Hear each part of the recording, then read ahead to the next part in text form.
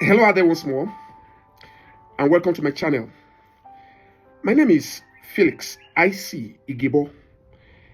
I'm a journalist, an author, and a preacher of God's word. Today I'm going to be talking on something I consider very, very important. I'm talking on the ongoing gruesome killing of Christians in Nigeria.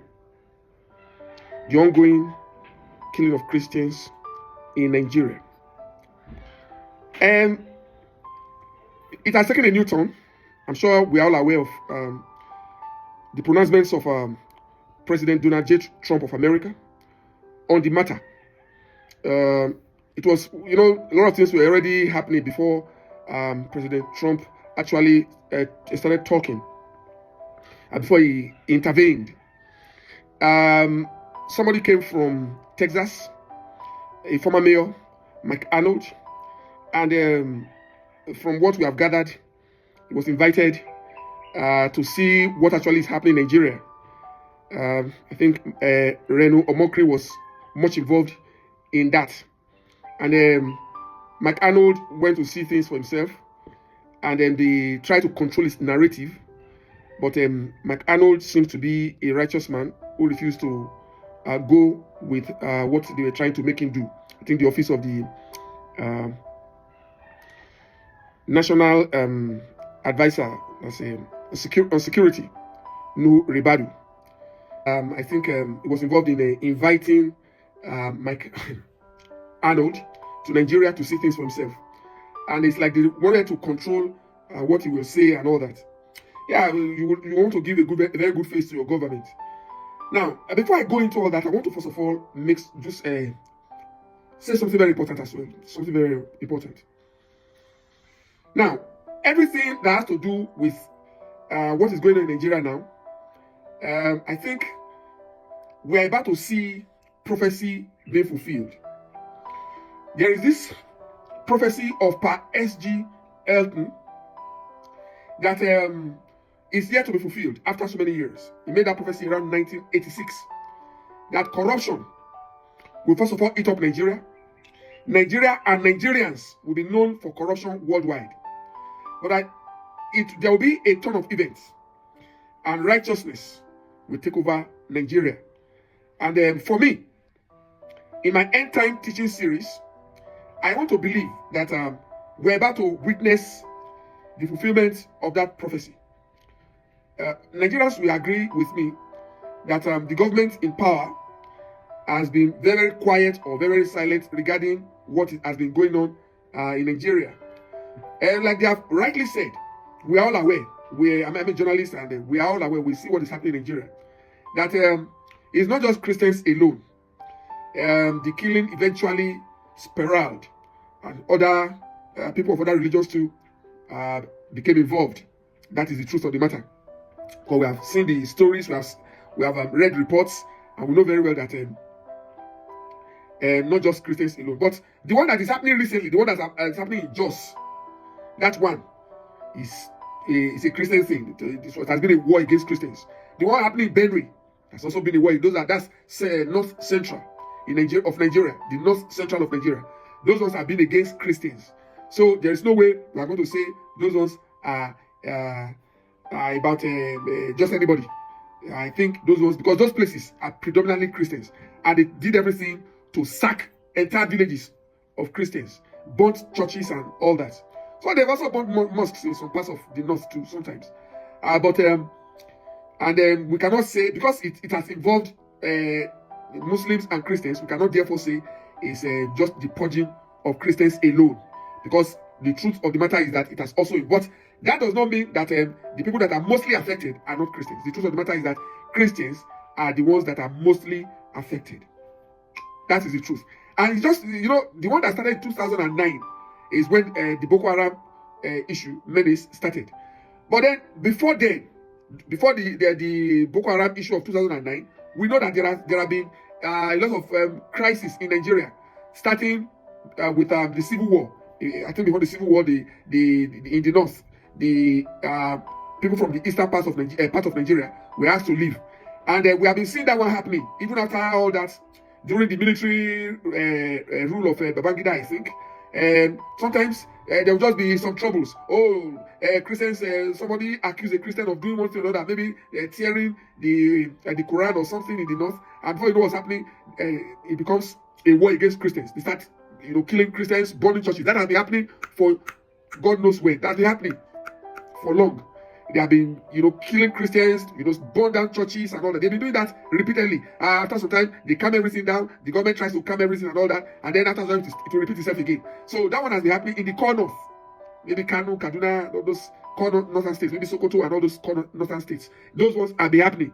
And we are all aware of that one. Any little thing, it sparks a fight. It sparks a cleansing of Christians. If we don't want any Christians in the north, everyone the Christians should leave and all that. That has been happening for long. Sometimes it's just one person who did something which they feel is against their religion, and then they say they don't want to. They start burning churches and everything. They've been doing that. Sometimes it's not even in Nigeria. It happens. It happens. Maybe something happened elsewhere. Maybe even during the 2001 bombing of the World Trade Center in New York, and after that bombing, and America took a revenge. When America revenged, here in Nigeria they started fighting all over again. Sometimes something happens, and then before you know what's happening, not in Nigeria, outside Nigeria, in the corners, they start killing Christians, they start fighting against Christians. It has been like that, recurring. It has been a recurring thing, a decimal. So it's just that this time around, they now really, really faced Christians. So it's like the thing is out of the hand of the government. So the government started negotiating with these terrorists, Islamic terrorists. We have the Boko Haram, we have the Islamic State of West Africa as well. So the Islamic State of West Africa, ISWA, those ones also decided to commit atrocities in the core north. So these fundamental, Islamic fundamental groups, they've been coming up again and again to try to destroy Christians and wipe out Christianity in Nigeria and all that. So it's something that has been occurring. It's not recurring. It's not something that is just happening now, because this one now this one started in 2009. But we have been hearing these things before. We have been reading reports and seeing these things happening. But the government did well to try to curb and to quell all those things all these years. It's just that now they now faced communities of Christians to wipe them out completely. That is the difference, the major difference now.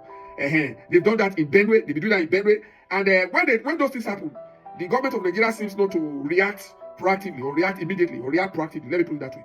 The one that happened in Benue recently, apart from the one that happened in Bokos, Jos, that's Plateau State, and the one that happened, it was VDM, very dark black man, that went down to Benue State, to that community, and then raised awareness before the government now took some actions. So the one that happened in Plateau State, nothing, no action, nothing from the government. So it's a very dark black man that also went down to Bokos and surrounding communities to bring it to the fore, and then enlighten Nigerians and let Nigerians know what was actually happening in those places. So this thing is recurring. It's been a recurring decimal. It's been a recurring thing. So it's not just now, but now President Donald J. Trump of America has decided that he will designate Nigeria as a country of particular concern, CPC, and that will of course open door for a lot of things to start happening, and for them to take some serious actions. He also has said that the American military will should be prepared to take action with gun ablazing, that they will take action in Nigeria. Well, for me, I will analyze it a little bit, because if you are going to send in the American military, what are they actually coming to do? What will be the objective of the military coming? What will be the war objective? And if the objective is to wipe out Boko Haram and Islamic terrorists in Nigeria, like President Trump has said, if that is the objective, then it will mean the American military already has intel on where they are and their mode of operation, modus operandi, where they are, and how to tackle them. Because the Nigerian government, I am sure they also have this intel, but it's like they just are not able to do anything tangible about it. Well, I don't know the reason, because everybody, there was an outcry, general outcry, when the government started to give amnesty to these Islamic terrorist organizations. And Sheikh Abubakar Gumi also came out to talk. A lot of prominent Nigerians have been talking, and this man, Femi Kayode, that man has been talking. Well, He's not a young man. He's already an elder himself. So he has been talking, and what he said is funny. He's asking that America should bring it on. The Nigerians are ready to fight and all that. Fight who? They said they want to wipe out the Islamic terrorists. You are saying they should bring it on. The Nigerians are ready to fight. Fight who? Fight America for wiping out the terrorists, Islamic terrorists. That's why you want to fight them. Why are you going to fight them for? If they truly come to wipe out the Islamic terrorists who have been terrorizing Nigerians and killing Christians, if you really look at the pictures and the videos coming out from those parts, you will know that these people are really heartless. They kill people, burn people alive, mass graves everywhere, every time. They have to give them mass burial. And you see the pictures and everything, the visuals from Jos Plateau State and from Benue State and all around this north central states where they be carrying out these things. Then it's not just like I said. They've sacked churches in Kogi State. This Islamic, they sacked churches during service. I remember even my own church in those days. They sacked a whole church during service, a Monday Bible study. They sacked the entire church and killed people, killed them anyhow. And went and almost all the major churches in Nigeria have had their branches in the north central, in the corners, taken down, burned, with people killed inside the church during service and all that. Those things are things that have been happening. It's in reports now. It's all over the news. It's there on the internet. If you Google and you really do your search, you will find those things there. That these things have been happening. It's not just today. So this is why I am believing that the prophecy of Pa S.G. Elton, L.G. Elton, is about to start to take hold. Because if Donald J. Trump, the president of America, sends in the American military to Nigeria, I think things will start to happen. Of course, our president is doing something about it. I'm aware that they are saying that a meeting has been scheduled for Tuesday next week. This week, Tuesday, that will be tomorrow. That a meeting has been scheduled for tomorrow with the Vice President of America, James David Vance, J.D. Vance. So that a meeting has been scheduled, and he will go there, and I'm sure they are going to lay everything there on the table for him, because they are going to show him pictures and visuals of what is going on in his country. If he wants to say, or he wants to claim ignorance, so it will serve our president well if he goes there well prepared, because they are going to show him all those things. And if they, for any reason, come in, it will not. I don't think that will bode well for Nigeria as a sovereign state. So the president and his advisors, they should take note and do the right thing. If they had tried to nip this thing in the bud all these years, it would have metastasized to this level. Now, I know very well that our President Tinubu, Bola Ahmed Tinubu, has been trying. I know he's a man of peace. I know him for that. I know he's a very, very peaceful person, and I know him that he engages the right persons. Normally, he engages the right persons to tackle situations like this. But this one, I don't know why his men, the men with him, who really did wonders in Lagos while he was governor for 8 years. People like Dele Alake, they are with him. These people are intellectual powerhouses. I know they are with him. So why? Even if some of them are not serving, like Governor Babatunde Fashola, former governor of Lagos State, is not serving in this present administration. Is there? He has the intellectual power, the capacity to tackle problems. Why are they not able to tackle all these things and come up with a blueprint? Now, if you talk of the yearly colloquial that the president was having, holding every year, yearly, that is before he became president, they always talk about national issues, and they come up with ideas, solutions on what to do. And he said it in those days that he keeps them, that when the time comes, when he has the opportunity, he will release them and all that. So then I start to ask the question, where is the result of all the yearly colloquial that he was holding in those days to celebrate his birthday, to mark his birthday every year, yearly? He used to do that those days. So, and I know that a lot of issues of national prominence, issues of national, they tackle them, and they profess solutions, and then they document all these things, and then he keeps them in those days. Why don't you go back and look at those things again? That's an advice for the president. And let me come back to what Pa S.G. Elton said. Before I go into all that, I will be talking, I'll be looking at a few verses. Look at Psalm 37 verse 6. And it shall bring forth their righteousness as the light, and thy judgment as the noonday. And it shall bring forth their righteousness as the light, and thy judgment as the noonday. I'm looking at Psalm 85 verse 11. Let's look at the book of Psalm 85. Psalm 85. I'll be looking at it. In verse number 11, Psalm 85, verse 11, it says, truth shall spring out of the earth, and righteousness shall look down from heaven. Truth shall spring out of the earth, and righteousness shall look down from heaven. Psalm 94, verse 15. Psalm 94. Let's look at the book of Psalm again, 94. I will read it there from in verse 15, 1-5. 94, 15. And it says in verse 15, but judgment shall return unto righteousness, and all the upright in heart shall follow it. Judgment shall return in righteousness unto righteousness, and all the upright in heart shall follow it. These are the days of the fulfillment, I believe, of the prophecy of Pa S.G. Elton. Yes, these are the days. Now, the intervention of President Donald J. Trump, I want to believe, is already awakening the government of Nigeria to their duties. They know now that for any reason, if America comes into Nigeria and starts to do things, it will not bode well for the government at all. Of course, the fear will be that for one reason or the other, they will be pushing for a regime change and all that. And of course, like I said, if America is going to come to Nigeria, what will be the objective? What will be the battle objective? What will be the war objective? Why would you come in? Or how do you come in? Is it if you want to take out the Boko Haram terrorists and the Islamic terrorists, do you know where they are? Do you have the intel of where they truly are?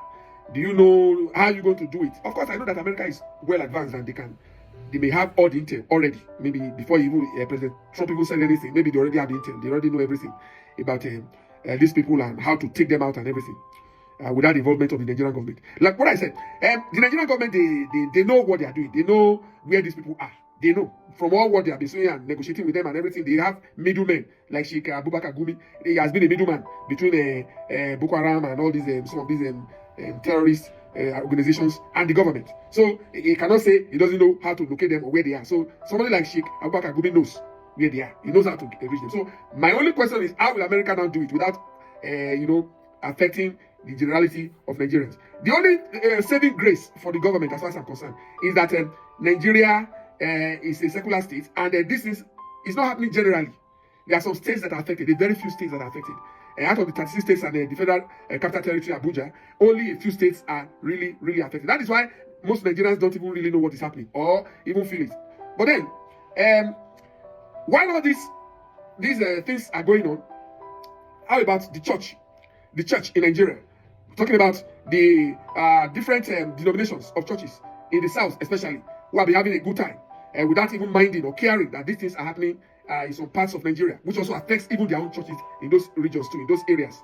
Their own churches are affected. What are they doing? Right here in the south, what you can see happening is that they just continue life as if nothing is happening. The churches are just doing their thing, living their lives as if nothing is going on, as if nothing is happening. And this is where I have a challenge. Just living, no matter, some of them, they just keep on talking about wealth and worldly wealth and worldly acquisitions of worldly things and all that. That's just what they just continue and living their lives as if nothing is going on, as if nothing is happening in the north and in the northern part of Nigeria, as if everything is just normal. So these things are things that they have been doing and has been going on over a long period of time. So, but now that everywhere is going to be shaken up, because if the American military comes to Nigeria, of course, everywhere will be shaken up. And even as at then, you hardly see here some of our big pastors talking about these things. Of course, they talked and it's like we are now very used to everything happening. But then, like I said, Pa S.G. Elton already said, righteousness will also take root. What has been happening over many years has been what? Has been that Nigeria is known for corruption, the leaders are known for corruption, the churches, corruption everywhere. But it's like righteousness is going to eventually take hold. That is the prophecy of Pa S.G. Elton. Righteousness is about to break forth in Nigeria. Righteousness is about to break forth. Because with what President Trump has threatened, whether he carries it out or not, the Nigerian government is going to wake up. And very soon, they will start to do what is right. Remember what I've said over these few months I've been on YouTube channel, on this channel, preaching my end time messages. Remember what I said? Everything in life is about, in nature, is about right and wrong, light and darkness, good and evil. And because Nigeria and Nigerians choose to follow the wrong path, choose to follow darkness instead of light, choose to follow wrong instead of right, and choose to follow the negative instead of the positive. Everything is in positives and negatives. In the Nigerian government and the Nigerian people chose to tread the path of unrighteousness instead of righteousness, of negativity instead of positivity. So, but with what President Trump is threatening to do now, is like the government is going to wake up and then start to call for doing things right. No, this is wrong. This is right. That is what government is all about. That is what we bring. We break forth that righteousness I'm talking about. That's what we bring it forth. That's what will ensure righteousness eventually takes hold. When people are no longer thinking the way they used to think, no longer doing the things they used to do, then righteousness will take hold. And then they're not thinking from a new perspective. They now have a new perspective about doing things. Righteousness is about to break forth in Nigeria. The government is going to start calling for doing things right. The people are going to start thinking twice. All this money, and all this ritual that the young boys and girls are even going into and all that. And the government is not talking. I'm sure. Because they know now that, there are people that are watching them. The country has designated a country of particular concern, meaning Nigeria is going to start to face sanctions from the United States. Sanction, they may lay embargo on even Nigeria's oil. A lot of things, they are not careful. They may lay embargo on a lot of things coming out of Nigeria so as to pressurize the government to do what is right. And then, God help us that American soldiers don't put their jackboots down here, So that is what we are praying, that the government will think. And there are people that have gone ahead to tell the president of America a lot of things. One of the things they must have told him is that Nigeria is operating the kind of the leadership of Nigeria, the president and his vice. Nigeria being a secular state where we have the Christians and the Muslims, at par, 50-50. And it's about 50%. 50% Muslims, 50% Christians. So they must have told him that in such a country, the president chose to run for office with another Muslim, making it Muslim together. Maybe that is why they are not caring that Christians are being massacred and all that. That could be the reason why. So they have told him all these things. And that is why the president should have thought it twice. I know that he is not a fundamentalist Muslim. The president is married to a Christian wife. He's married to a pastor. So he is not a fundamentalist. I do not see him as such. And being a journalist in Lagos State, I've had the opportunity of going close to him. I've met him at ACME. In fact, I gave him a document in 2015. Although he did not acknowledge it or whatever, but I know I talked to him in his ear and I gave him that document. So he whenever there is an election victory for his party, we as journalists will go to his house at Bodilon in Lagos here. We go there to interview, to talk to people, his party people, all of them will start coming to congratulate and all that. So I've been there a number of times. So I've met him at ACME, like I said.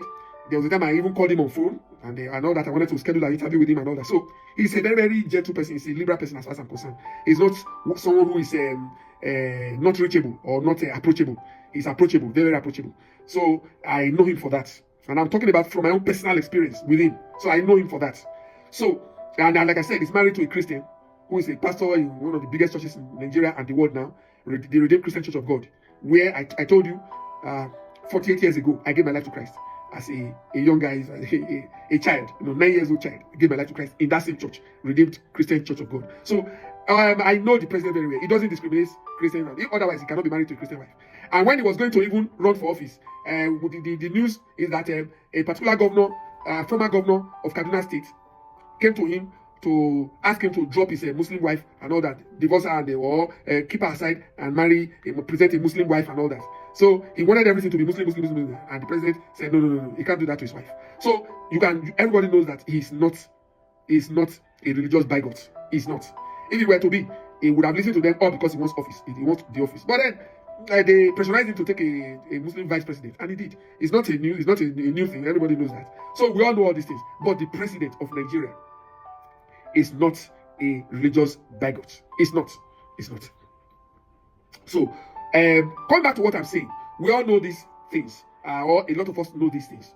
So the president, I'm not sure he's well advised. There are people with him who are telling him to do some of these things. Like the other time, he was going to pardon people. They brought a list to him, and then maybe he looked at the list and then he said, okay, he asked his lieutenants, have you cross-checked? They said, yes, everything. I'm sure that's what happened. They said, okay, he signed it.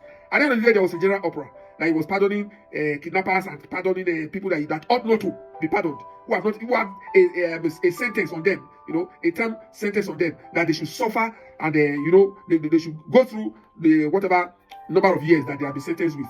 So he did, and then they now try to reverse some of those decisions and all that. So you will see that not that he is the one that is really trying to do these things or trying to. So I know very well, as a politician, he listens to a lot of voices, he listens to a lot of advice. So some of those advice may not be positive, may not be good advices that they have given to him. So, but as for him as a person, I am very sure that President Bola Ahmed Tinubu is not a religious bigot, and he will not want the killing of Christians. In fact, if you watch, if you are abreast with what is happening in Nigeria, you would have seen him at the conventions of the Redeemed Christian Church of God. He attends as governor of Lagos State. He was there a number of times. And when they are going to do their yearly Thanksgiving service in Lagos, they invite the RCCG pastor, General Basia, to come and pray and everything. So he's not a religious bigot. Yeah, I don't see him as one, and I've never seen him as one.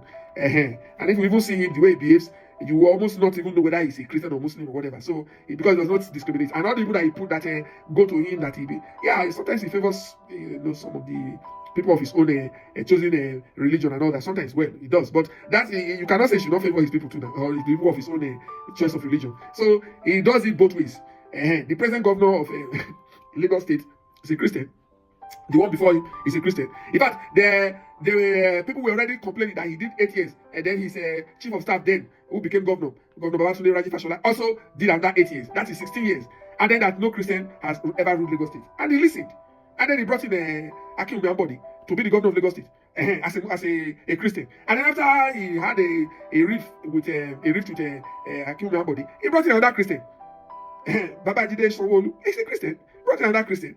And that Christian he brought in has done another 8 years. So the only discrepancy now is another 4 years for another Christian, so it will be 16 years. And he may likely do it because it's not. I know him that he's not like that. So President Donald J. Trump, I know you may not hear my voice, but we Nigerians can tell you the truth. I'm a Christian, I'm a preacher, and what I'm telling you here is nothing but the truth. I've told you about my relationship, a little relationship I have with the president. I mean, from close quarters. I've had dealings with him. I've spoken to him before. Like I said, I've met him. When I say ACME, those of us in Lagos here, we know where ACME is the party secretariat of the APC in Lagos State. If he was going to have, sometimes they have a presser right there in ACME, and then journalists are invited and all that. So there, sometimes we meet him there. We talk to him there. We meet him there. So I can't tell you something different. I can't say what is not. I've met him there several times. When they are going to have their party, this and that, they invite us. We go there. Apart from press conferences, we go there for this and that, and we meet him. It's not difficult to, if you walk to him, he will not chase you away. He will not tell the security to tell you not to come near him. He doesn't do that. If you walk to him, he will listen to you. He will even shake hands with you. So I know him very well. He has shaken hands with me like that before. So I know him very well. He's a very simple person. So he is not a religious bigot that should be caught and dealt with as a man promoting whatever has been happening. This thing that has been happening in Nigeria has been happening before now, during the time of Goodluck Ebele Jonathan. Although they said that some people promoted these things. So anyway, those are stories for another day. So it has started all this while, and it continued during the time of the late Muhammadu Buhari. It continued, and even until now. So, but the problem now is, he did not bring his juggernauts together. He has a lot of people that are intellectually sound that he should have put together. How do we go about this issue? What do we do? Yeah. And if you bring in some journalists who are well versed, bring them in. They may not speak too well of you, but if you bring them in for a national cause, I'm sure they will come in. And then you look at the way to go about these things. Nigerians are very intelligent people. They will know what to do. For example, I would have advocated that we have a commission for that purpose, for religious tolerance and things like that, or to tackle religious wars and religious bigotry and all that. If there is a commission headed by someone, an intellectual, not just anybody, because they will turn into politics. That's the problem of Nigeria. Everybody is looking for what they will get to the grab from the system. That's the problem of Nigeria. If you are going to put somebody there who is not known before, say, okay, head this and get this done. Two people. Let one be a centrist Christian and a centrist Muslim. Bring them together. Let them spearhead that agency. I'm telling you, you'll get things done. You understand? You get things done. But Nigerians be who they are. Let him announce now that he wants to bring that kind of a commission or establish that kind of a commission. And then it turns to to the personal wealth thing. Oh, it's personal interest. Yeah, my person will do it. Oh, I know somebody will do it. Oh, the person that ought to do it, they will not allow the person. They will not. They will not. They will not. They want to take everything for themselves. Grab an opportunity to grab everything, to steal the commonwealth, to the common patrimony, the commonwealth, steal everything for themselves, take it for their personal use, take it for them. That is the problem we have in Nigeria. The president means well, and then he may say, okay, let us do this, let us do this. There are people who will start looking at it. Any office you want to establish, or that is being established, that Nigerians are always looking at it only from one angle. And the angle is, what do I get out of this? What am I going to grab out of this office? What will I get out of this? That's the only thing that Nigerians are interested in. So if somebody is at the top and he wants to even do right, they will frustrate him. Because they're looking at how do we grab. This self-centeredness, this my own, is what is causing our problem in Nigeria. Somebody, you want to solve the Boko Haram problem, you want to solve the Islamic terrorist thing and all these other crises happening here and there, the Fulani herdsmen problem, sacking communities, killing farmers and all that. You want to solve it. There's a way to go about it. If the government will listen to me, I have the ideas on how to go about it. But of course, who am I? Nobody will listen to me. So, but at the same time, there are people that I know very well that there must be people who will be able to do that. Bring in those kind of people. For example, they will say those people are non-entities. Somebody who is not known. Or a journalist like me who is not known, who is not in now. You now say you want to bring me into social office. Oh, people will start shouting. Oh, he wants to eat his own. He's looking for his own there. He wants to take his own. He's looking for something for himself. That's Nigeria for you. So, may God help us. But one thing is sure. I want to congratulate Nigerians because the righteousness is about, Nigeria's righteousness is about to break forth, to break out. Righteousness is about to break out in the land. They are going to start to do things right. They are going to start to call for, let us do things the right way. Very soon, the government will start to spearhead, because that's what the government is meant to do in the first place. So they are going to start it very soon. And once the government starts to stand on it and start to say no to corruption, no to all these things, no to all these people that are coming in looking for how to defraud the system, and settle with them, and give them this, and bring in the terrorists, and settle with them, negotiate with them, how much you give them, how many billions of naira that you give them, of dollars, give them. Once you give them that money, that's it. All these things. Once the government starts to do things right and starts to say no to all those kind of corruptions, all those nonsense that people are doing now, to defraud the system, everybody look at them now. So they will go and do ritual, do anything to get into the heart of the president, get into the heart of whoever is in charge, and so that the person will give them that thing. They will get it by all means and all that. These are the things that they do in Nigeria. That is why Nigeria is like this. But when the government starts to do things right, look at the way America was before President Trump came in. Immediately President Trump came in, everything changed in America. So the same way, look at the way things are going on now. If once Trump started to do things right, everything started to change. Everything started to change. Same way, once we have the government wakes up, whoever is in power, once they wake up, things will start to go right. So may God have mercy on us in Jesus' name. Righteousness is about to break forth. Congratulations to Nigeria. Congratulations to Christians in Nigeria. Congratulations to all Nigerians. Because righteousness is about to break forth. The prophecy of Pa S.G. Elton, the late S.G. Elton, is about to start to play out. God bless you. In Jesus' name. Amen.